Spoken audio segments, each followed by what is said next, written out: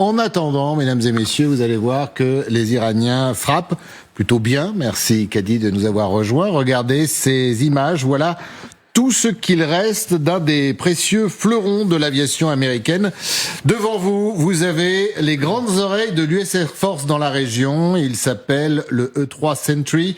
C'est l'équivalent de nos AWACS. Et Kadi, on peut le dire, c'est le résultat, ce que l'on voit, et pas que, d'une frappe millimétrée des Iraniens, qui nous poussera d'ailleurs sur ce plateau à nous poser la question, mais bon Dieu, par qui sont-ils aidés pour réussir ce genre d'opération ? Bah oui, pour bref rappel, Christophe, on va réexpliquer un petit peu ce qui s'est passé. C'est la base aérienne Prince Sultan qui a été visée. On était un peu plus au sud de Riyad, environ 120 km au sud de la capitale. Le bilan de cette attaque, c'est quand même une dizaine de soldats américains blessés, 2 d'ailleurs grièvement. Plusieurs appareils donc endommagés, vous l'évoquiez à l'instant, Christophe, donc au moins un AWACS et aussi des ravitailleurs, des KC-135. Les KC-135, ce sont ces avions ravitailleurs qui sont essentiels pour permettre aux chasseurs et aux bombardiers de prolonger leur mission sur de longues distances. Alors, ce qui retient évidemment l'attention, ce sont évidemment ces images qui montrent ces AWACS endommagés, voire détruits sur le tarmac. C'est impressionnant. Coût unitaire quand même de cet appareil, 500 millions de dollars. C'est pas rien. Un avion de commandement, cet AWACS, et de contrôle aéroporté qui est indispensable en fait à l'US Air Force. Il détecte en fait et suit plusieurs centaines de cibles aériennes et terrestres sur plus de 400 kilomètres. Alors, il est doté d'un radar rotatif qui permet en fait de diriger en temps réel les combats. Il permet aussi de détecter les avions qui volent très bas. Il filtre aussi les échos parasites du sol. Ça, c'est très important. Il a aussi une autonomie de plus de 8 heures sans ravitaillement. Il faut savoir que les États-Unis n'en possèdent à l'heure qu'il est plus que 16 en service actif. Alors oui, effectivement, la perte d'un de ces appareils, c'est très embêtant pour Washington puisque ça le prive en fait d'une source majeure d'information et de coordination ici, en tout cas aérienne dans le Golfe. Merci Kadi pour toutes ces précisions. Je crois qu'il y en a eu moins de 70, 68 construits depuis la création. Alors nous, on en a 4 dérivés. Bien évidemment, on va les garder. C'est les choses les plus précieuses que l'on puisse avoir dans notre arsenal. Tout à l'heure, nous étions avec Gaëtan Powys, que vous connaissez bien, avec nous, journaliste Air Défense spécialisé dans ce genre d'appareil. On lui a posé la question, perte énorme ou pas ? Écoutez sa réponse, il est très clair.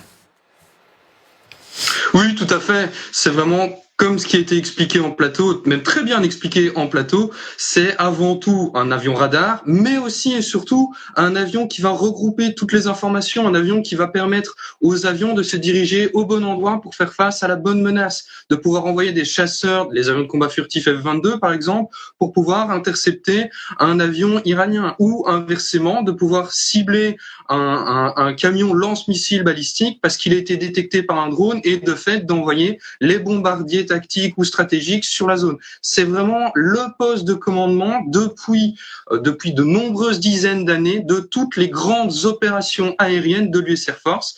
Et cet avion, s'il n'est plus produit, comme ce qui a été expliqué également en plateau depuis de nombreuses années aux États-Unis, il faut tout de même noter que les États-Unis disposent d'un stock en Arizona, Lamargue, où je viens d'aller voir, au 30 août 2025, 17 appareils sont stockés. Donc, ils pourraient pouvoir combler cette perte par un de ces 17 appareils, mais ça prendra quand même un peu de temps. On le disait, Gaëtan, juste une petite question, et puis après on donnera la parole au plateau, bien évidemment.